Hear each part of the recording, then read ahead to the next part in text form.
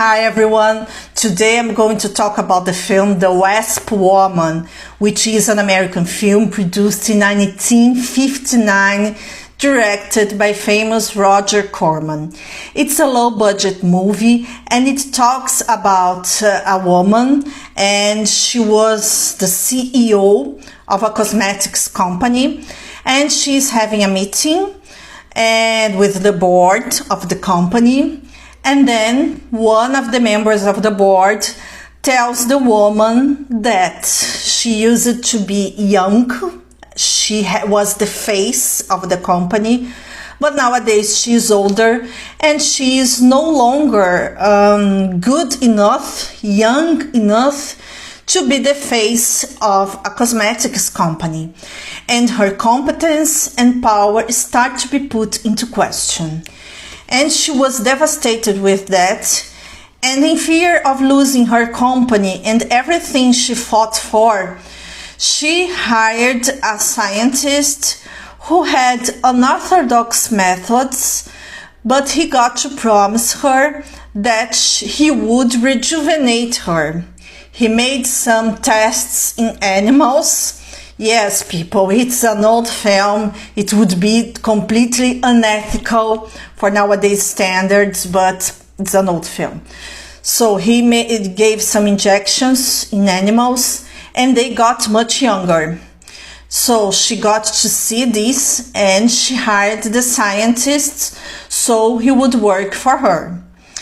At first, the scientist worked with guinea pigs, with animals, but then the CEO wanted wanted to be the guinea pig too. She wanted to receive the injections so she could be younger as soon as possible, because she didn't want to lose her company after all. And then the scientist reluctantly agreed with that. He said that his experience might have side effects on humans. He hadn't tested that in humans yet, but the CEO accepted to take the risk, and she received the injections. Even worse, at night, she went to the laboratory without anyone knows about it, and she injected herself with even more of that stuff. At the same time, some employees of the company, who were also her friends, started to think that the scientist was a little bit weird, started to distrust him, and then they decided to investigate by themselves, looking at documents and trying to find something out in the laboratory, so they could know what kind of work that scientist was doing. And they got to find some documents, and okay. But then there was a plot twist. The scientist was leaving the company, he was crossing the street, but then he was involved in a traffic accident and he was hit by a car. And then he had to be hospitalized in critical state. To make things worse, no one in the company at first knew what had happened to the scientist. The scientist was missing, so the CEO of the company started to frantically look for him. Then she got to find out that he was in the hospital, and then she got to take care of the scientist. She hired a private nurse to him, the best doctors, and then he was in a kind of bedroom located in the facilities of her company. At first, it seemed that everything was all right with the CEO. She looked much younger, much more beautiful, and people started to notice that. But then the CEO started to have some very serious migraines. So we can see that the experience was causing some side effects on her. And then, after having migraines for a while and having no idea what was happening to her, the CEO became violent. She had violent impulses, and at night she became a giant female wasp, very violent and attacking anyone and everyone who was in her path. So she got to attack and kill one of her employees. She got to do the same with the watchman of the building. And then the other employees and her friends started to realize that something weird was happening, even though at first they had no idea what it was. The scientist was in serious state. At first he couldn't speak.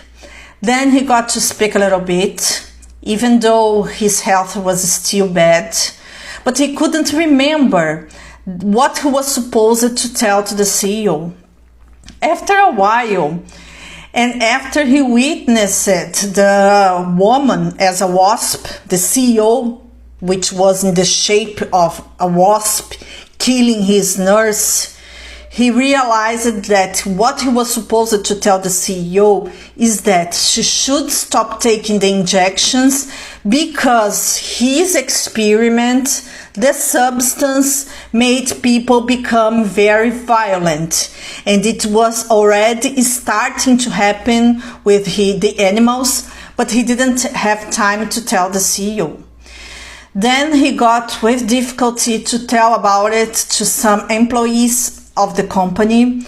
Then they tried to alert the CEO about what was going on because they still couldn't realize it was the CEO who was attacking everyone.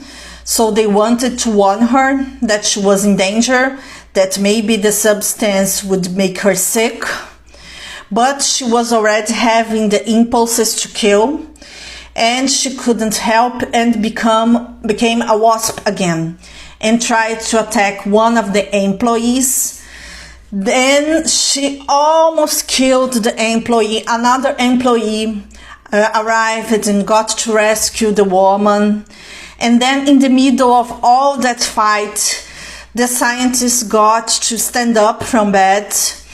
And there was a fight in the laboratory because she wanted to kill the two employees who were in the building and also the scientist.